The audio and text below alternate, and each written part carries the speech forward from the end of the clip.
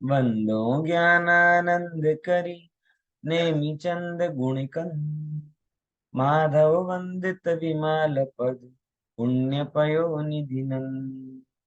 ई विधि मंगल करन ते सब विधि मंगल हो। होत उदंगल दूर सब तम ज्यों भानु ज्यो। होत उदंगल दूर सब तम ज्यों भानु ज्यो। गुणस्थान विवेचन में हमारी क्लास 13वें गुणस्थान तक पहुंच गई है। सिद्ध बनने से कुछ कदम दूर हम हैं, ज्यादा दूर नहीं, बराबर। और वो 13वें गुणस्थान में भी बहुत सारी चीजों पे हमने चर्चा कर ली। अब मात्र विशेष अपेक्षा विचार पर हमें डिस्कशन करना है। और उसके बाद में थोड़ा ये भी चर्चा आएगी कि 14वां गुणस्थान क्या होता है, कैसा होता है। ठीक है ना। इन बातों पर अपन आज डिस्कशन करने वाले हैं। तो 13वां गुणस्थान यानी कौन सा गुणस्थान है? सामान्य बात जिसे अपन कहते हैं अरंत अवस्था का गुणस्थान। अरंत अवस्था का गुणस्थान मतलब हमारे लिए सबसे ज्यादा महत्व, क्योंकि वर्तमान काल में जो हमें मोक्ष का मार्ग मिला वो उन अरंतों के कारण मिला। अरंत भगवान अगर समूह शरण में दिव्य ध्वनि नहीं होती तो गणधर कैसे होते? गणधर नहीं होते तो आचार्य कैसे होते? आचार्य नहीं होते तो जिनवाणी कैसे मिलती? या वर्तमान काल में ये जो हमारे धर्म तीर्थ की प्रवृत्ति है ये कैसे चलती है? इसीलिए हमारी पूरी जिनवाणी का आधार, धर्म का आधार, साधना का आधार अनंत भगवान है। अनंत भगवान ने जो मार्ग बताया हम उसे 100% स्वीकार करते हैं, उनकी शरण लेते हैं। इसीलिए गुणस्थान के पॉइंट ऑफ व्यू से हमने अभी तक अरहंत के बहुत सारी चीजों को समझा। आज हमें अरहंत की कुछ विशेषताओं को समझना है, जिसे हम हमेशा हर गुणस्थान में करते हैं, विशेष अपेक्षा विचार। ठीक है। कौन पढ़ेगा? हाँ चलो, दिनेश भाई को बहुत दिन बाद तंदुरुस्त दिख रहे हैं, बहुत अच्छी बात है। All right. हमें रोग ठीक हो गया हाँ, सब? 50% ठीक हुआ है अभी। हर पीस हुआ था कि क्या हुआ था? हर पीस 1.25 महीना हो गया। ओ बाप रे। अभी तो धीरे धीरे अभी हो जाएगा रिकवर। अच्छा अच्छा अच्छा, चलो कोई बात नहीं। परमोदारिक शरीर जब तक नहीं होगा तब तक तो ये रहेगा ही रहेगा। परमोदारिक शरीर हाँ, अनंत अनंत भगवान को सच क्या बात, करना है वो अपन समझेंगे। सच बात है, सच बात। चल पढ़ी। विशेष अपेक्षा विचार। हम्म। जो सहयोग केवली परमात्मा ने तीर्थंकर नाम कर्मનો ઉદય હોય તો તેમના જન્મના 10 તીર્થંકર પ્રકૃતિ નામ કર્મના ઉદયના નિમિત્તથી સમવસરની રચના કાળમાં કેવળ જ્ઞાનના 10 અતિશય, हम्म। દેવકૃત 14 અતિશય, 8 પ્રતિહાર્ય આદि બધા 42 અલૌકિક વૈભવ અતિશયોનો સહજ સંયોગ હોય છે। बराबर। क्या, बराबर। हाँ क्या क्या हुए यहाँ पर ये तो सब आपको पता ही है। 10, 10 और 14 और 8 ऐसे करके 42 होते हैं। लेकिन ये किनको होते हैं? सब सहयोग केवलियों को होते हैं कि मात्र तीर्थंकर सहयोग केवलियों को? तीर्थंकर तीर्थंकर से, क्योंकि बाकी के तो किसी को पता ही नहीं चले। नॉर्मल केवली तो ऐसे भी हो सकते हैं ना, सुदर्शन सेठ के जैसे, है ना, कि उन्हें पता ही ना चले कि भाई ये कौन है, वो तो पुरुषार्थ करते। लेकिन ये विशेषताएं जो मिलती हैं ये सारी तीर्थंकर केवलियों में होती है। हाँ पढ़िए आगे। બે બધા સહયોગી કેવળી પરમાત્માઓને શાયિક જ્ઞાન આદि અનંત ચતુષ્ટયની પ્રાપ્તિ નિયમથી થાય છે। સામાન્ય મનુષ્યોની જેમ સહયોગી કેવડીના કવળાહાર નથી હોતા, પરંતુ નો કર્માહાર હોય છે, જેનાથી પરમોદારિક શરીરની સ્થિતિ દીર્ઘકાળ સુધી એક સરખી બની રહે છે। રોગ તથા જન્મ મરણ આદિ 18 દોષ પણ નથી હોતા તથા અસાતાજન્ય બાધાઓ નથી होती। बहुत सारा। दो पॉइंट आए इसमें। एक तो कॉमन तीर्थंकर के लिए विशेषता होती है 10 10 14 8 की, मगर सामान्य केवलियों के लिए नहीं। लेकिन सबके लिए कॉमन क्या नियम है कि सारे के सारे अनंत भगवान एक से छाये ज्ञान के धनी होते हैं। और ये तीसरे नंबर का जो पॉइंट है, ये तो हमारी पीएच की क्लास में काफी चर्चा में आया। कौन सा वाला? बराबर। हमारे 4 3 विद्यार्थी तो बैठे ही हैं इसमें। हाँ, कि केवली को कवलाहार नहीं होता। क्या नहीं होता? कवलाहार कवि नहीं। तो कवलाहार क्यों नहीं होता? उसके दो कारण बताए। सबसे पहले तो परमोदारिक शरीर हो जाने के कारण उनको आहार की आवश्यकता नहीं होती। और दूसरे नंबर पे नो कर्म आहार होता है।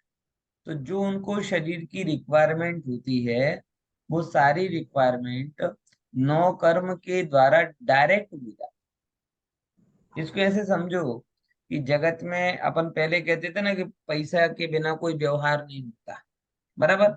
ये साथ दे इस ले ले, जगत में ही व्यवहार था। और 100 200 साल तक इसके आगे कोई सोच भी नहीं सकता था, पिछले 100 2 साल। लेकिन जब से बैंकिंग सिस्टम हुआ, बराबर, तब से ये बात आई ना कि कोई किसी को एक कागज का टुकड़ा भी दे दे और वो उससे लाखों की वस्तु ले ले। और अब तो और यूपीआई आ गया। मतलब कागज का टुकड़ा भी नहीं देना, वो यहाँ पे आप नंबर डालो, वो उसके अकाउंट में चला जाए, वहां पे वो नंबर डाले, उसके अकाउंट में चला जाए। मैं आपको ये क्यों बता रहा हूँ कि देखो, वस्तु विनिमय, मुद्रा विनिमय, चेक, ड्राफ्ट और यूपीआई, ये चार, एक एक प्लास्टिक मनी, ये जैसे जैसे अर्थशास्त्र विकसित हुआ ना, वैसे वैसे लोगों को व्यवस्थाएं समझ में आई। आई कि नहीं आई?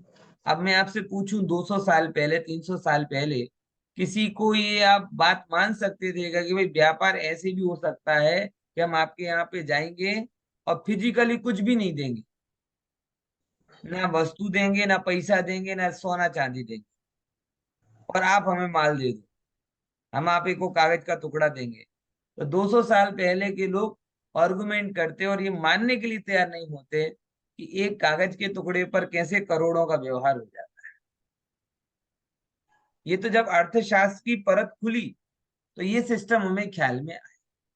तो हमारे जो श्वेतांबर भाई है, वो यही समस्या को लेकर है कि वो प्राइमरी आहार की अवस्था में पड़े हैं, तो वो झगड़ने लगते हैं। ऐसा तो हो ही नहीं सकता, ऐसा तो हो ही नहीं सकता कि आहार ना करे और शरीर टिक जाए, ऐसा तो हो ही नहीं सकता आहार ना करे और शरीर टिक जाए।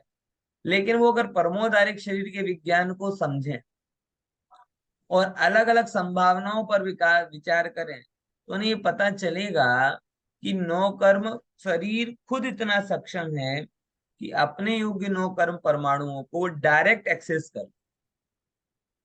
तो कवल के आहार की जरूरत ही ना पड़े, बराबर। आज ये होता है ना कि भाई, पहले हम यही मानते थे कि बैटरी को वो गाड़ी में पेट्रोल भरवाओ, चाबी भरो और चले। यानी हर बार दिमाग में क्या था कि चाबी भरो और चले, चाबी भरो और चले। अब ऐसा कोई सिस्टम बन गया सौर ऊर्जा वाला कि गाड़ी बैठे बैठे अपने आप चार्ज हो जाए और आपको चाबी भरने की जरूरत ही ना पड़े, वो डायरेक्ट चल जाए। अदर एस्पेक्ट, तो ये अदर एस्पेक्ट नहीं समझ पा रहे वो लोग। वो कहते ऐसा तो हो ही नहीं सकता, आहार नहीं करे तो शरीर कैसे चले, आहार नहीं करे तो शरीर कैसे चले। बोले भाई सही है, हम ये नहीं कह रहे कि अनंत को आहार नहीं, हम केवल इतना कह रहे हैं कि उनका आहार उनकी बॉडी खुद बना लेती है, उनको इसको करने का कोई विकल्प नहीं। और ये कोई बहुत आश्चर्यजनक बात नहीं, ये सारे पेड़ पौधे फोटोसिंथेसिस के थ्रू अपनी ये प्रक्रिया खुद ब खुद कर रहा है। मतलब ये कोई super super super super super science नहीं है, ये तो प्राथमिक साइंस है जो पेड़ पौधों में भी घटित हो रहा है। वो भी कहाँ कवल आहार कर, बात समझ में आई कि नहीं आई? तो ये बात यहाँ कह रहे हैं कि आहार होता है लेकिन कौला आहार नहीं होता। इतनी बात यहाँ पर कही। चलो आगे पढ़ो। 4 नंबर हाँ, सहयोग केवल सभी सभी के परमात्मा सभी की व्याख्याएं पढ़ जाना है ना, एक से। पढ़िए पढ़िए। સહયોગ કેવડી પરમાત્મા ઘણા પ્રકારના હોય છે. પંચ કલ્યાણક વાળા તીર્થંકર કેવડી, 3 કલ્યાણક વાળા તીર્થંકર કેવડી, 2 કલ્યાણક વાળા તીર્થંકર કેવડી, મૂક કેવડી, અંતઃકૃત કેવડી, ઉપસર્ગ કેવડી, સામાન્ય કેવડી, સમુદ્ઘાત કેવડી, સાતિશય કેવડી, અનુબદ્ધ કેવડી, સતત કેવડી આદि. મૂક કેવડી જે સહયોગી કેવડીને વાણીનો યોગ ન હોય, અર્થાત જેમની દિવ્ય ધ્વનિ ન હોય, તેમને મૂક કેવડી કહે છે. अंतःकृत क्यों केवड़ी, समझिए, एक एक चीज को समझते आते हैं। पहले नंबर तो 7 केवलियों की चर्चा हुई। 5 कल्याणक वाले, तीर्थंकर केवली, 3 कल्याणक वाले, 2 कल्याणक वाले, फिर मूक केवली, अंतर्गत केवली, उपसर्ग केवली और सामान्य केवली, समुद्घात केवली, सातिशय केवली, अनुबद्ध केवली, सतत केवली, एटसेट्रा, घना प्रकारों। पहले हमने 7 ही पढ़े थे, अभी उसमें कुछ एक्स्ट्रा ऐड कर दिए। बराबर। इससे ये सिद्ध होता है कि ये तो डिफरेंट एस्पेक्ट से विचार है, और जिस जिस विचार से आप करते जाते हो वैसे वैसे उसके आपके अंदर में घटित होते जाते हैं। तो ये कोई बहुत वो बात नहीं है कि भाई इतना आश्चर्यजनक। अपन एक एक चीज को समझते हैं। एक आया वचन नाम का गुण, ठीक है ना। तो जिन तीर्थंकरों को या जिन केवलियों को वाणी का योग नहीं होता, यानी वो केवली तो बनते, गंधकुटी तो लगती, लेकिन कुछ उनके निमित्त से शब्द प्रभावना नहीं होती, वो कौन से केवली कहलाते हैं? मूक मूक केवड़ी. केवली। कि जो जिनके जो केवली हुए, गंधकुटी लगी, लेकिन वो बस जिनकी मुख मुद्रा देखकर, जैसे जिन मंदिर में प्रतिमा विराजमान होती है ना, तो प्रतिमा को देखकर जिनको उपदेश समझना है तो समझ जाए, और बाकी जाते हैं तो दर्शन करके जाते हैं। होता कि नहीं होता? तो जैसे मंदिर में विराजमान प्रतिमा को जिनको उपदेश समझना है उनके लिए तो सब बढ़िया है, लेकिन जिनको उपदेश नहीं समझना, वो तो मात्र दर्शन करके आ जाए। ऐसे ही मूक केवली भी समोसरण में विराजमान होते हैं, भव्य जीव उनके पास जाते हैं, और जो अति आसन्न भव्य होते हैं वो उनकी मुख मुद्रा को देख करके ही सम्यक दर्शन आदि की प्राप्ति कर लेते हैं। लेकिन उनके निमित्त से किसी भी प्रकार की दिव्य ध्वनि आदि का जो है ना कि निकलना नहीं होता, इसीलिए उन्हें मूक केवली भी कहा जाता। क्लियर? मौन है जो, मूक है जो। आगे अच्छा, ये कल्याणक सामान्य रीति 5 જ आएंगे કલ્યાણક બોલાય आएंगे છે. आएंगे, नीचे भेद बताए मैंने, चर्चा में लेता, लेकिन नीचे आए हाँ, हैं ये जो ये अच्छा, 5 ओके. कल्याणक वाले खुलासे आए ना, वो तब अपन हाँ जी. अच्छा, और ये બધા કેવડીને સમોસરણ હોય? ना। समोसरण मात्र तीर्थंकर केवलियों को होता है, लेकिन सब तीर्थ और सब केवलियों की गंधकुटी जरूर। क्या शब्द होता है उनका? गंधकुटी। ગંધકુટી. गंधकुटी क्या है? मतलब एक प्रकार समोसरण जैसा ही है, मिनिएचर, मतलब समोसरण जैसा ही आप कह सकते हैं। बस वो समोसरण तीर्थंकर प्रकृति के पुण्य के उदय के कारण बन रहा है, और यहाँ ऐसा कुछ है। ठीक है ना।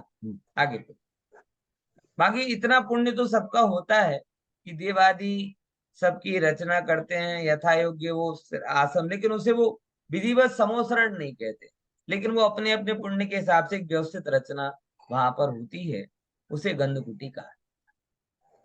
चलिए। અંતઃકૃત કેવડી ધ્યાનારૂઢ અવસ્થામાં બિરાજમાન જે મુનિરાજોને પૂર્વ ભવ કે આ ભવમાં વૈરી દેવ અથવા વિદ્યાધર આદि ઉપાડી આકાશમાં લઈ જાય છે અને ઉપરથી સમુદ્ર કે અગ્નિમાં અથવા પહાડ ઉપર ફેંકે છે.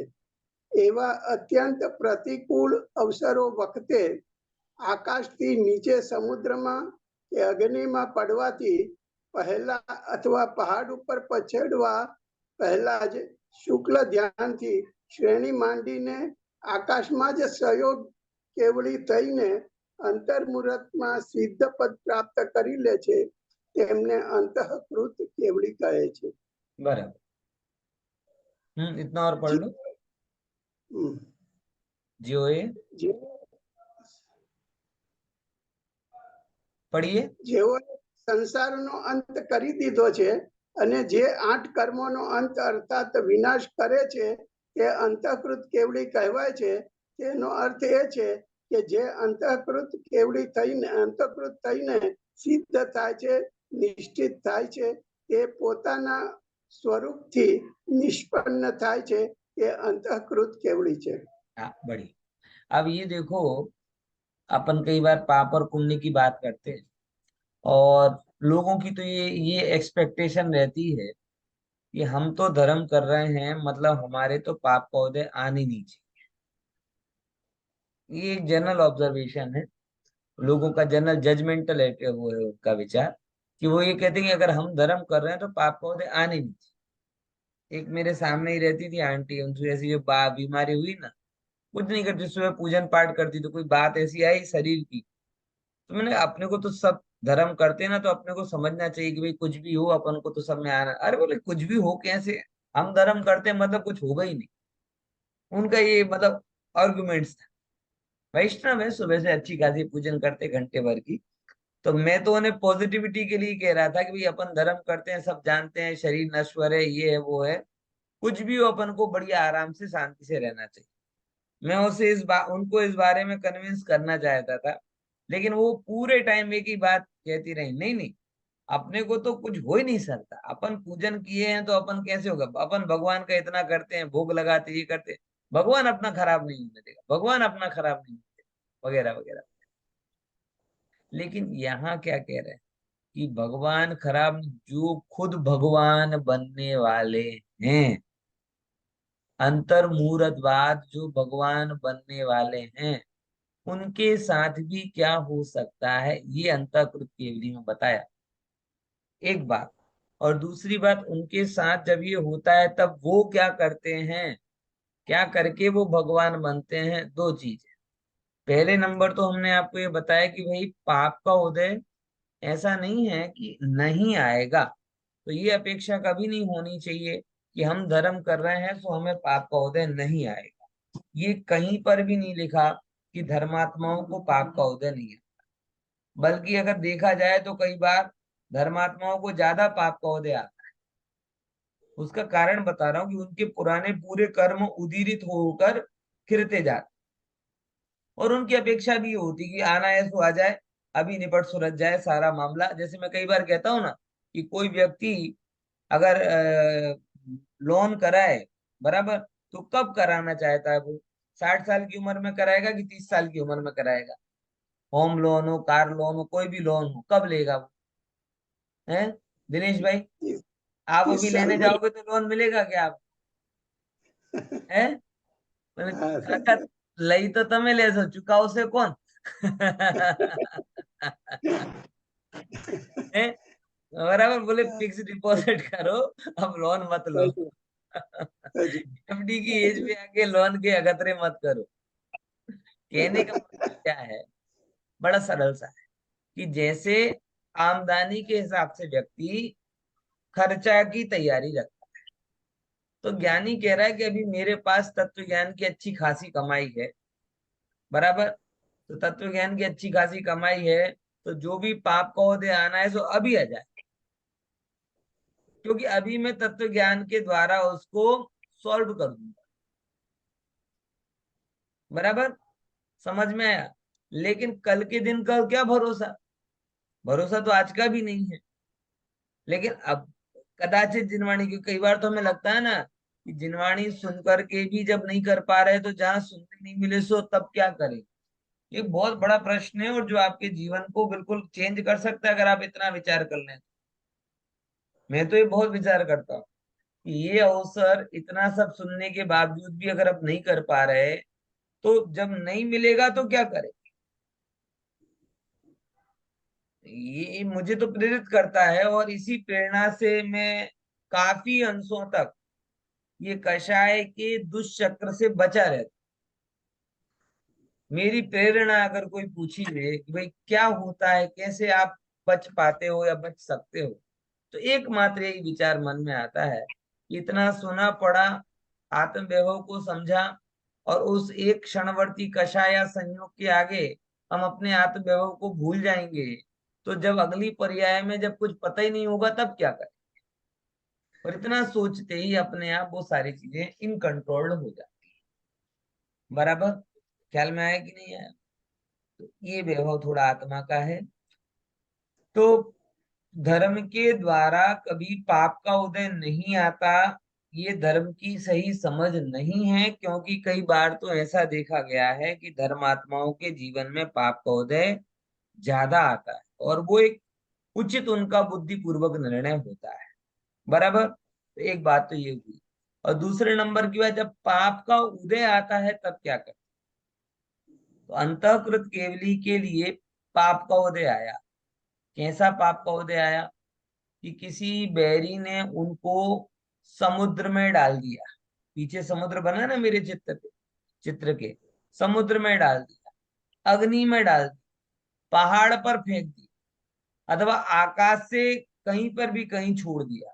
तो उतनी देर में वो शुक्ल ध्यान की श्रेणी चढ़कर सहयोग केवली होकर अंतर मुहूर्त में सिद्ध पद प्राप्त कर लेते। उतनी देर में, मतलब सोचो कि क्या कहते हैं, आपको पानी में छोड़ा तो श्वास रूंधे उसके पहले आत्मज्ञान को प्राप्त कर, आपको पहाड़ से जमीन पर छोड़ा तो पहाड़ से जमीन तक आते आते बीच के टाइम में शुक्ल ध्यान के द्वारा केवल ज्ञान को प्राप्त कर, शरीर में आग लगा दी, जब तक देह जले नहीं उससे पहले वो केवल ज्ञान को प्राप्त कर जाए। ऐसा ये उनका कहना। इसकी व्याख्या कैसे बनती है कि जो જેઓએ સંસારનો અંત કરી દીધું છે, તો 8 કર્મોના અંત એટલે વિનાશ કરે તે अंतःकृत केवली कहलाए। कौन कह रहा है अंतःकृत केवली? जिन्होंने 8 कर्मों का नाश कर दिया हो, वो अंतःकृत केवली कहलाए। अंतःकृत जिन्होंने अंत कर दिया है किनका? 8 कर्मों का, वो अंतःकृत केवली कहलाए। ठीक है, हाँ आगे बढ़ो।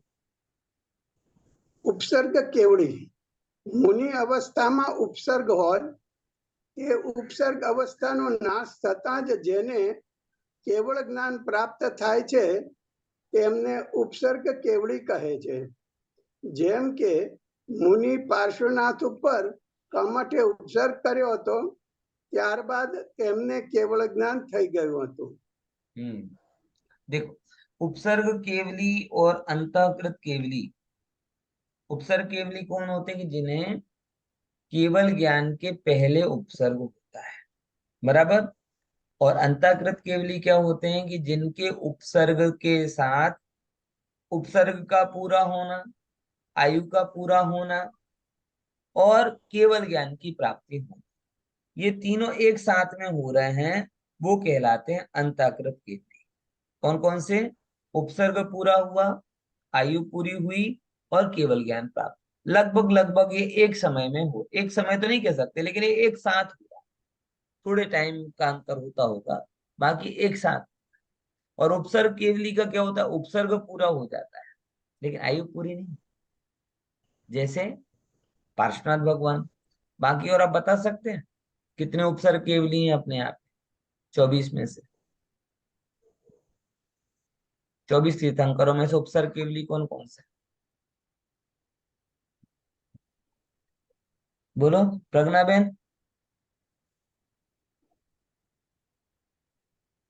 हम्म। म- बोलो जय कौन? जिनेन्द्र। ना ना, जय जैन तो हाँ ठीक है, प्रश्न उत्तर हाँ, बोलो। प्रश्नोत्तर है। हाँ। अंतर्कृत केवली तीन होते हैं, एक समय में होते हैं। अरे भाई भाई भाई भाई, आपने उपसर्ग समुद्र केवली कौन कौन से हैं ये बोलो। सर्ग केवली, हाँ, सर्ग केवली जम्बू तीर्थंकरों में में, से। तीर्थंकरों में अरे रे रे रे, चलो मैं अब ध्यान से सुनना। पार्श्वनाथ हाँ, भगवान ये नहीं, तो हो गए। फिर પાર્શ્વનાથ ભગવાન ગભરાઈ પછી ગયા, બહુ ખબર નથી કે આમ સાસ ઉપર નીચે થાય છે। વાંધો નહીં, હવે તમે કંટ્રોલ લો, હું બીજો કોઈને પૂછું। जो महावीर भगवान, पार्श्वनाथ भगवान और सुपार्श्वनाथ भगवान, સુપાર્શ્વનાથ ભગવાન 24 तीर्थंकरों में से 3 तीर्थंकर उपसर्ग केवली हैं। बराबर मीना बहन? कौन कौन से? સુપાર્શ્વનાથ, પાર્શ્વનાથ ને सुपार्श्वनाथ, મહાવીર ભગવાન। पार्श्वनाथ और महावीर। पार्श्वनाथ भगवान का उपसर्ग सबको पता है, महावीर भगवान का उपसर्ग पता है, रुद्र ने किया था। और सुपार्श्वनाथ भगवान का भी इसी प्रकार का उपसर्ग आता है कि उनके ऊपर भी फण लेकर कोई यक्ष यक्षिणी आए थे, वो एक सुपार्श्वनाथ भगवान के उपसर्ग केवलियों के अंतर्गत था। अब दूसरा प्रश्न, ये तो शायद अब ये तो सरल प्रश्न का उत्तर आ जाना चाहिए था, अब कठिन का तो बहुत मुश्किल है। सामान्य केवलियों में उपसर्ग केवली कौन कौन से, वो बताओ। वो भी आपको पता तो होंगे सामान्य केवलियों। हाँ बोलो। સામાન્ય કે गत सुकुमार, वेरी गुड। गज सुकुमार, फिर और सुकुमाल, सुकुमार, पांडव, सुकुमाल अंताकृत केवली हुए। ये थोड़ा मुझे कंफ्यूजन है क्यों अंताकृत केवली, हाँ अंताकृत केवली, सुकुमाल अंताकृत केवली हुए, मतलब उनकी पर्याय पूरी हो गई थी उसी से। और गज तो सुकुमार भी गत अंताकृत सुकुमार, है, हाँ उन गत दोनों की सुकुमार पर्याय। और पांडव भी अंतःकुरुत हाँ ये सब केवली के भी। अंताकृत याद है। कुलभूषण देशभूषण, હા वो कुलभूषण भी देशभूषण और सुदर्शन जो बने, इनके ऊपर भी उपसर्ग हुआ था। सुदर्शन के ऊपर उपसर्ग हुए थे, कुलभूषण देशभूषण मुनिराज के ऊपर उपसर्ग हुए थे, और सुदर्शन तो खैर ग्रस्त अवस्था में उपसर्ग हुए थे। ऐसे करके कुलभूषण देशभूषण का नाम तो बिल्कुल ख्याल में है। और भी और भी आते हैं। अब वो थोड़ा मुझे कंफ्यूजन हो रहा है कि वो अंतर्गत केवली में आएंगे कि उपसर्ग में आएंगे, क्योंकि आगे का बताते नहीं। वो पिक्चरों के जैसे बीच में कहानी खत्म कर देते हैं ना, शादी हुई और कहानी खत्म, केवल ज्ञान हुआ कहानी खत्म, अब दिव्य ध्वनि हुई कि नहीं हुई, ऐसे करके वहां पे छोड़ देते। तो मुझे कथाओं में थोड़ा आगे कंफ्यूज, लेकिन ऐसे शास्त्रों में बहुत सारे प्रसंग आते हैं, तो उनमें से या तो दो ही ऑप्शन बनेंगे, या तो अंतर्गत केवली हो जाएंगे या उपसर्ग केवली। पर कुलभूषण देशभूषण का नाम तो पक्का है, क्योंकि पांडवों ने उनसे उपदेश भी लिया था, उनका उपसर्ग दूर हुआ, उपसर्ग भी दूर किया, और फिर जाके उनका उनसे उपदेश भी लिया, तो वो अंतर्गत नहीं थे, वो उपसर्ग केवली ही। और भी आपको कथाओं में मिले तो बताना, मेरा कोई वो नहीं, इस बहाने आप पढ़ेंगे और ज्ञान बढ़ाएंगे और मेरा भी बढ़ाएंगे, अच्छी बात है। हाँ आगे बढ़िए। સમુદ્ઘાત કેવડી हाँ જે સહયોગી જીનેન્દ્ર ભગવાન પરમાત્માના આયુ કર્મની સ્થિતિ ઓછી હોય અને વેદનીય આદિ 3 અઘાતી કર્મોની સ્થિતિ વધારે હોય તો તેમને આયુ કર્મની સ્થિતિની બરાબર અન્ય 3 કર્મોની સ્થિતિ કરવાને સમુદ્ઘાત કહે છે।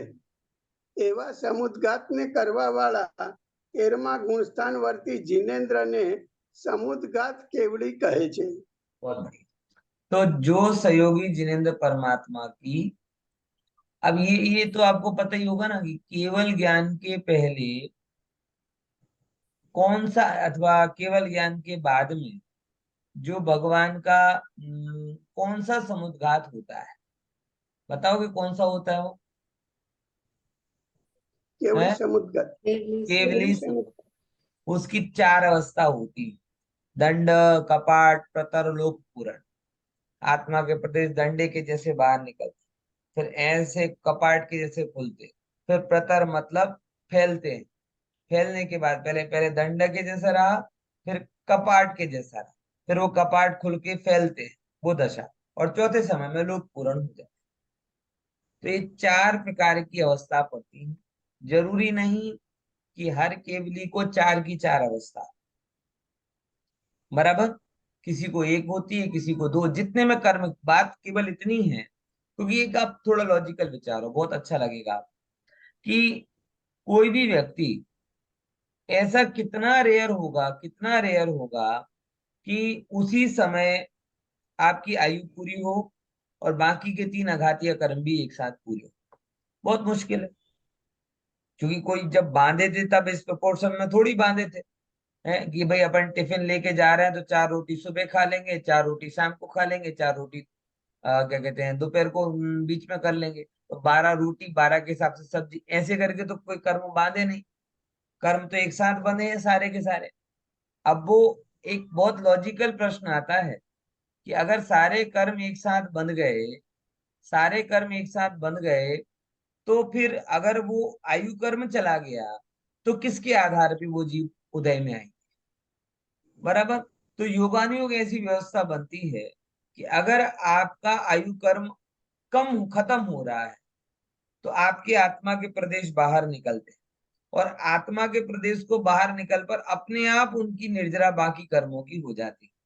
ये लगभग वैसे ही होता है जैसे कोई क्या ना, बरसात में अगर आपको बेडशीट को सुखानी है और जगह कम है और आप 4 फोल्ड करके उसको सुखाओगे तो बहुत देर से सूखेगी, और एकदम 1 फोल्ड कर दो और रस्सी से बांध दो तो जल्दी सूख जाएगी। तो जो कर्म फोल्डेड अवस्था में देर से खिल रहे थे, वही कर्म फैली हुई अवस्था में जल्दी से खिल जाते। बराबर। अब इसमें भगवान का कोई राग नहीं, ये कर्मों की अपनी व्यवस्था है। और ऐसा क्यों होता है मेरे से मत पूछना, ये कर्मों से ही पूछना कि भाई ऐसे क्या होता है कि तुम तय किए हुए प्रदेशों में ज्यादा देर तक रहते हो और खुले हुए प्रदेशों में जल्दी निकल जाते हो। ऐसा क्यों होता है, कौन करता है? तो ये सब चीजें बात की बात है।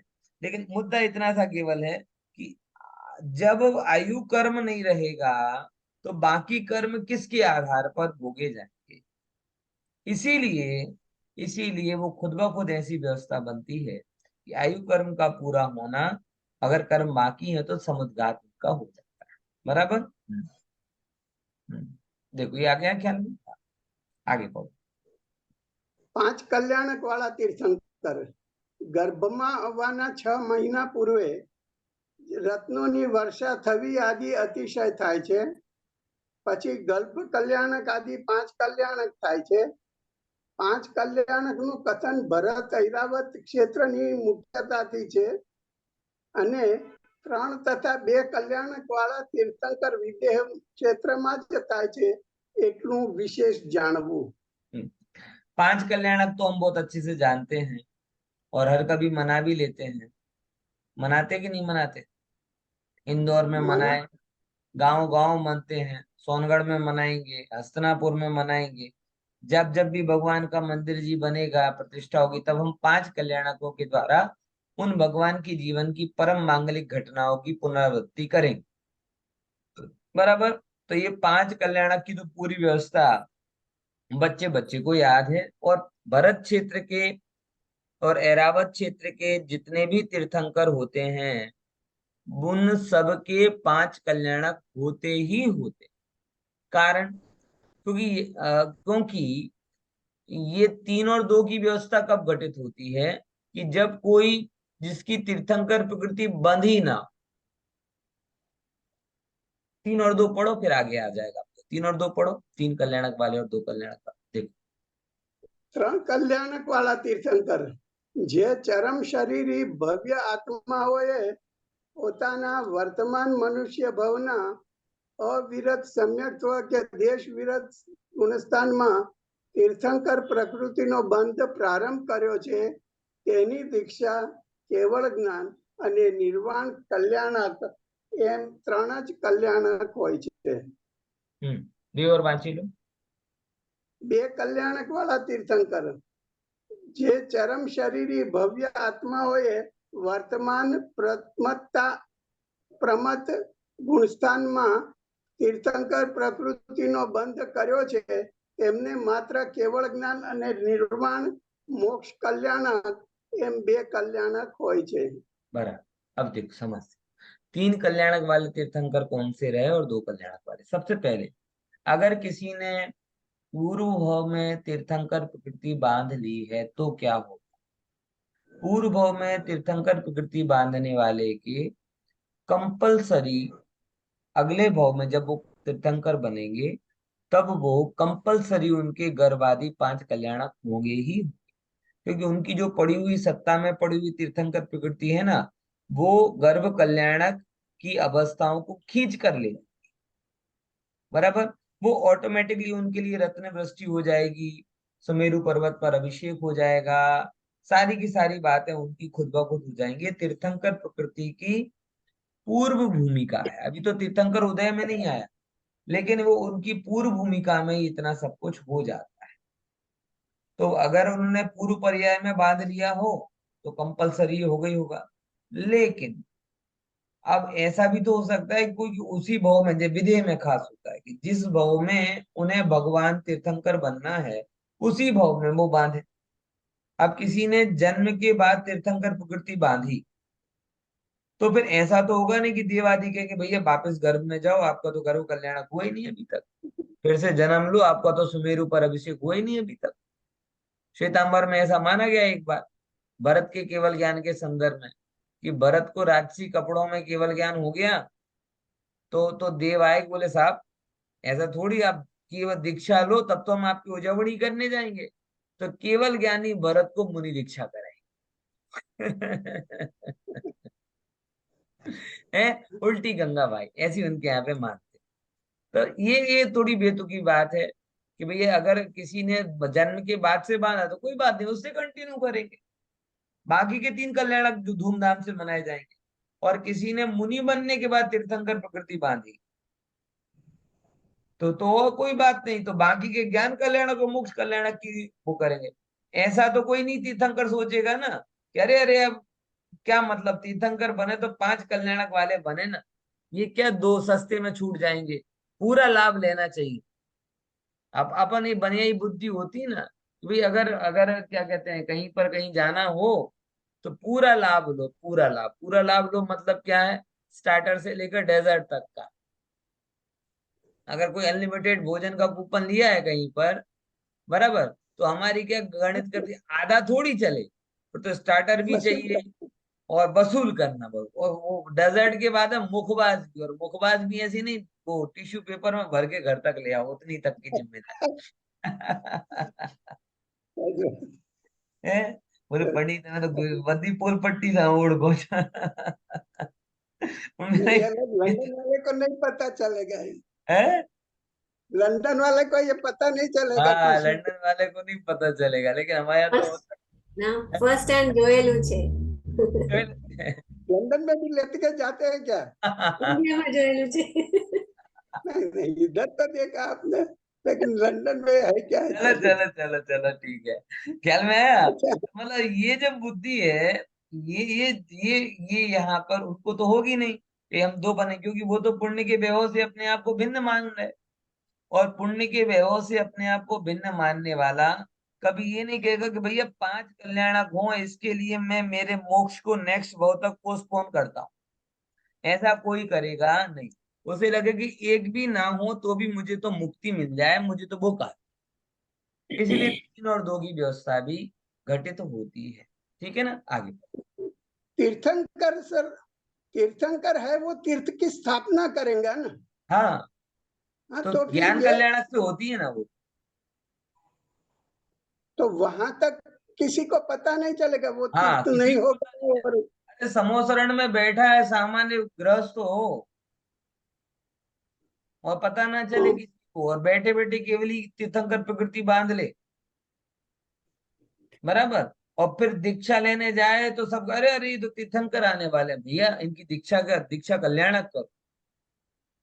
और दीक्षा लेके बैठे हो समोसरण बैठे बैठे केवली बांध ली, और तब ज्ञान कल्याणक हुए सो कहे अरे भैया रुको रुको, इनका तो समोसरण बनने वाला है, हाँ, बराबर ख्याल में है। और ऐसा भी कई बार हो कि यहाँ सीमंत भगवान विराजमान है ना, उनका हाँ, निर्वाण हो, उनका हाँ, निर्वाण हो, और उसी समय इसको केवल ज्ञान उनकी जगह पर ही आ जाए।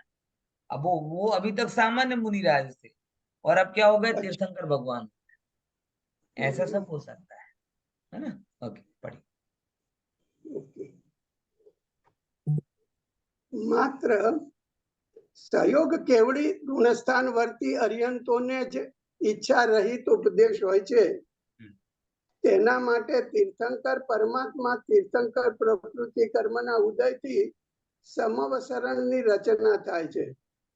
સામાન્ય કેવડીને માટે પણ ગંધકુટીની રચના પણ સૌધર્મ ઇન્દ્રની આજ્ઞાથી કુબેર દ્વારા થાય છે. 7મા ગુણસ્થાનથી લઈને 12મા ગુણસ્થાન સુધી તો મુનિરાજ ધ્યાનારૂઢ રહે છે, તેથી તેમનો ઉપદેશ નથી હોતો.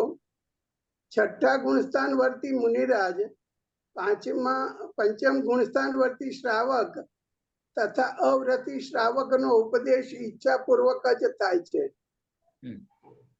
જીનેન્દ્ર ભગવાનની સ્વભાવતઃ અસ્ખલિત નિરંતર અને અનુપમ દિવ્ય ધ્વનિ સર્વાંગથી ત્રણેય સંધિકાળમાં અને મધ્યરાત્રિમાં પણ 6 ઘડી સુધી 9 કલાક 36 મિનિટ સુધી ખરે છે અને 1 યોજન સુધી સંભળાય છે. તેના અતિરિક્ત વિશેષ પુણ્યાત્મા ગણધરદેવ, ઇન્દ્ર અથવા ચક્રવર્તીના પ્રશ્નાનુસાર અર્થનું નિરૂપણાર્થ તે દિવ્ય ધ્વનિ શેષ સમયમાં પણ કરે છે. बराबर. आटलो समझिए कि सहयोग केवली गुणस्थान वर्ती अरहंतों को ही क्या होता है, इच्छा रहित उपदेश होता है. यानी उपदेश है मगर उपदेश की इच्छा नहीं, क्योंकि इच्छा मोह का कारण होती है और मोह का सद्भाव उनको है नहीं. तो अरहंत तीर्थंकर केवलियों को इच्छा रहित उपदेश अनिवार्य होता है. अब दूसरे नंबर की बात, उनके लिए तो समोसरण भी है, सब है. सामान्य केवली के लिए भी गंधकुटी की रचना होती है, वो भी सौंदर्य इंद्र की आज्ञा से कुबेर के द्वारा बनाई जाती है. यानी वो भी एक हाई क्लास ही होती होगी. वहां पर भी सेम सिचुएशन होती है, वहां पर भी चर्चा होती है, दिव्य ध्वनि नाम नहीं होता, लेकिन वहां पे भी धर्म सभा लगती. फिर कहते हैं ऐसे 7वें गुणस्थान से लेकर 12वें गुणस्थान तक मुनिराज ध्यान में आरूढ़ रहे, उनको उपदेश होता नहीं. और 6ठे से लेकर 5वें इन सब में इच्छा पूर्वक उपदेश होता है. अब ये दिव्य ध्वनि का टाइम कितना बता रहे हैं तो बताते हैं. देखो 2 मत मिलते हैं इसमें. यहाँ पे उन्होंने दूसरा मत लिया है कि 4 टाइम होती है, ठीक है ना, दिवस के 3 संधि काल में और मध्य रात्रि में 6 घड़ी. ये एक तिल्लोय परिणति का मत है और एक दूसरे ग्रंथ का मत है. तो एक मत के अनुसार 9 घंटे 36 मिनट तक दिव्य ध्वनि खिड़ती है और एक मत के अनुसार 7.25 घंटे तक दिव्य ध्वनि कांस्टेंट फिरती है. 3 बार में 7.25 घंटे, 7.25 नहीं, 3 बार में 6 घड़ी, यानी 24 मिनट 24 मिनट 24 मिनट ऐसे करके 6 टाइम करो. सॉरी 7 કલાક ને 12 મિનિટ ની થઈ हाँ, છે. लगभग हाँ, बराबर. ऐसी उनकी दिव्य ध्वनि अनिवार्य रूप से इतनी हो. बराबर. इतनी अपन ने चर्चा की. ओके, हाँ, आगे पढ़ो. बाकी उनका એક યોજન कितना 1 योजन तक सुनाई देती है, 18 महाभाषा में होती है, 700 लघु भाषा में होती है. ये सब उसकी विशेषता है. आगे बताइए. हाँ, पढ़िए. 1 યોજનની અંદર દૂર કે નજીક બેઠેલા 18 મહાભાષા અને 700 લઘુ ભાષાઓથી યુક્ત એવા તિર્યંચ મનુષ્ય તથા દેવની ભાષા રૂપમાં પરિણમિત થવાવાળી આ ન્યૂનતા તથા અધિકતાથી રહિત મધુર મનોહર ગંભીર વિશદ એવી ભાષાને પ્રાપ્ત દિવ્ય ધ્વનિ હોય છે. आपको प्रमाण थे आपी दीदी. बराबर ना, कि 1 योजन में जितने भी होंगे 18 महाभाषा 700 लघु भाषा एवं त्रेंच मनुष्य अथवा देवनी भाषा रूप में परिणमित, ना अधिक ना न्यूनता, दोनों ही नहीं होते, यानी प्रमाण में होती. बराबर. ऐसी वो दिव्य ध्वनि होती. ठीक है ना. हाँ. કિલોય પન્નતિ ભાગ 2 ગાથા 724 725 ના ઉલ્લેખાનુસાર અવસર્પિણી કાળમાં થવાવાળા 24 તીર્થંકરોના સમોવસરણોનું પ્રમાણ ક્રમથી 12 યોજનથી પ્રારંભ થાય છે. ઘટતું થકું અંતિમ તીર્થંકરનું સમવસરણ 1 યોજનનું રહી જાય છે. ये भी बताया कि भाई 12 योजन से चालू हो रहा है और घटते घटते घटते महावीर भगवान का 1 योजन रह जाता है. बराबर. पढ़िए. ગાથા 726 માં ઉત્સર્પિણી કાળના તીર્થંકરોના સમોસરણનું પ્રમાણ ઊંધા ક્રમથી ચાલે છે. અર્થાત પ્રથમ તીર્થંકરનું 1 યોજનથી પ્રારંભ થાય છે અને વધતું થતું અંતિમ તીર્થંકરનું 12 યોજન પ્રમાણ થાય છે. બહુ સારું. Same reverse vice versa. હા બોલો. આમાં અહીં જે આમાં જે 1 યોજન અંદરનું જે કીધું હતું સારું ને, પ્રશ્ન છે. 4.5 આમ 2 યોજન 2 પ્રમાણ આવે. એક તો 2000 કોષનું આવે અને બીજું 4 કોષનું આવે. આ જે જનરલ વાત છે 4 કોષ પ્રમાણની વાત છે, 2000 કોષ की बात नहीं. બરાબર ને? એની અને 48 એ બધા જેટલા સમૂહસરણમાં હોય એટલું, કારણ કે આ મહાવીર ભગવાનનું સમૂહસરણ 1 યોજન જેટલું हाँ હતું, તો એની योजन પછી सेम सेम એક- एक योजन. हाँ. એટલામાં જ સમૂહ. फिर काल और प्रमाण से कुछ विशेष चेंज होता हो तो ग्रंथ में रेफर करना पड़ेगा. प्रैक्टिकली तो थोड़ा चेंज होना भी चाहिए और शास्त्रों में इसका खुलासा भी किया है. जो करणान योग में होगा वो स्वीकार होगा. तो फिर इनका भी 1 योजन का मेरे एक योजन बराबर बहुत बड़ा होता है. एक योजन अगर 6 कोस का 4 कोस का गिन रहे हैं तो 4 कोस मतलब 6 किलोमीटर और बारछिंग 48 किलोमीटर में, तो इतने से कितने लोग आगे 500 धनुष वाले भी होंगे तो भी बन जाएंगे ना.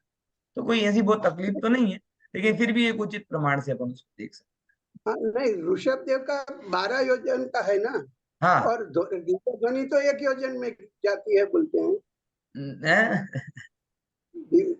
हाँ ये आपका प्रश्न है, लेकिन उसके प्रमाण में दिव्य ध्वनि का भी टाइम आगे पीछे कुछ उसका होता होगा. बढ़ता एक होना चाहिए. हाँ सुनाई स्पष्ट इतनी सुनाई देती है. फिर उसका भी कुछ होना चाहिए. आपका प्रश्न बहुत सही है. आगे और देखेंगे इसमें क्या आधार मिलता है. बराबर. हाँ जी. ये शायद जो कथन है वो महावीर भगवान के कॉन्टेक्स्ट में किया होगा. क्योंकि ऐसा तो नहीं हो सकता कि इंद्र की व्यवस्था में आगे वालों को आवाज आए और पीछे वालों को आवाज ना आए. इतना बड़ा हाँ, हाँ. सिस्टम फेल्योर तो नहीं होगा, लेकिन फिर भी मैं आपको कोई उचित प्रमाण मिलेगा तो फिर बता दूंगा. प्रश्न बहुत अच्छा है.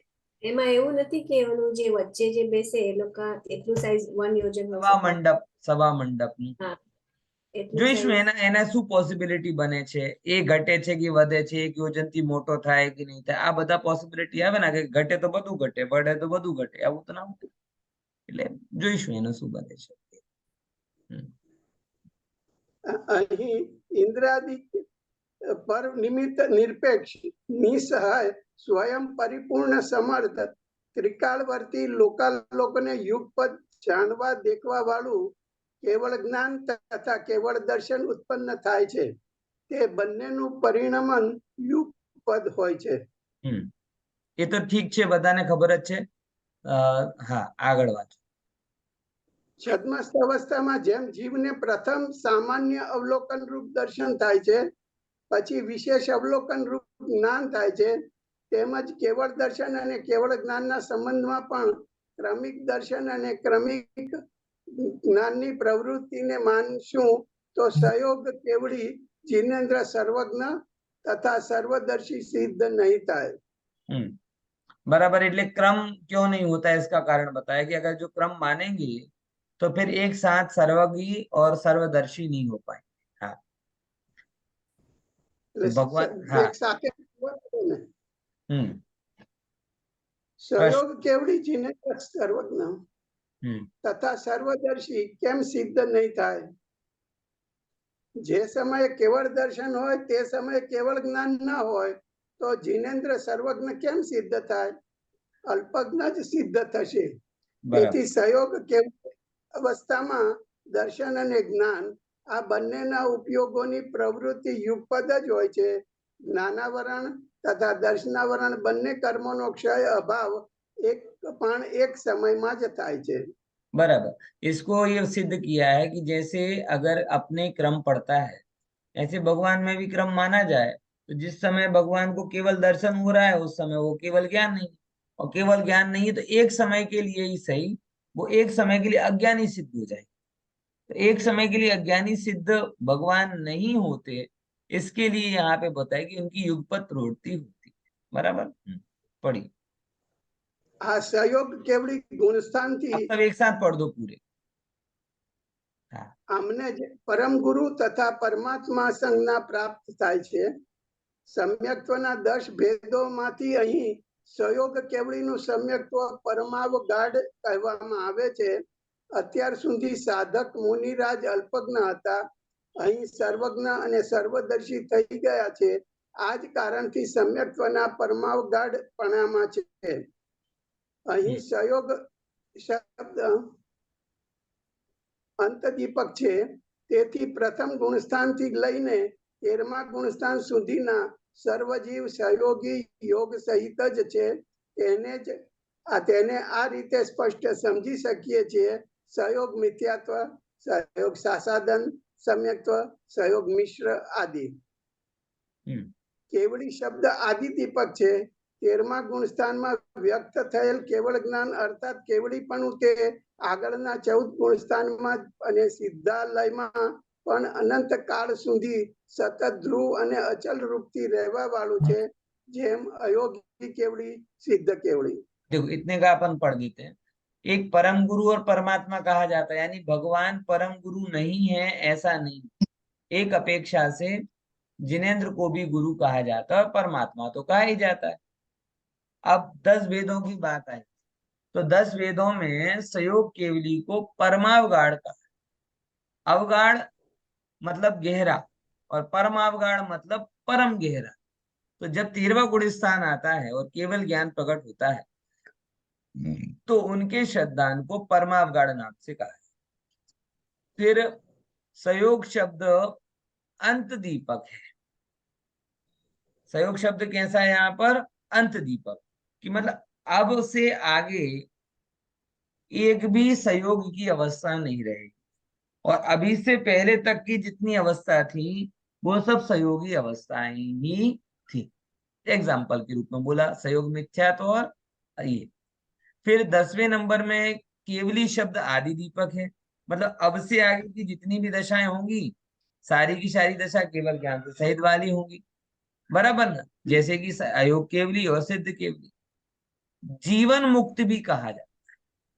जीवन मुक्त, जीवन मुक्त मतलब कि अब उनका कोई जीवन फिर से नरभव नहीं होगा और कोई भव उनका नहीं होगा, इसलिए जीवन मुक्त भी कहा जाता है. अब 12वें नंबर में संक्षिप्त में बता देता हूँ, समय हो रहा है अपना इसके लिए. भव्य जीवों भगवान का जो विहार होता है वो विहार कोई निमंत्रण पे नहीं होता या भगवान की इच्छा से भी नहीं होता.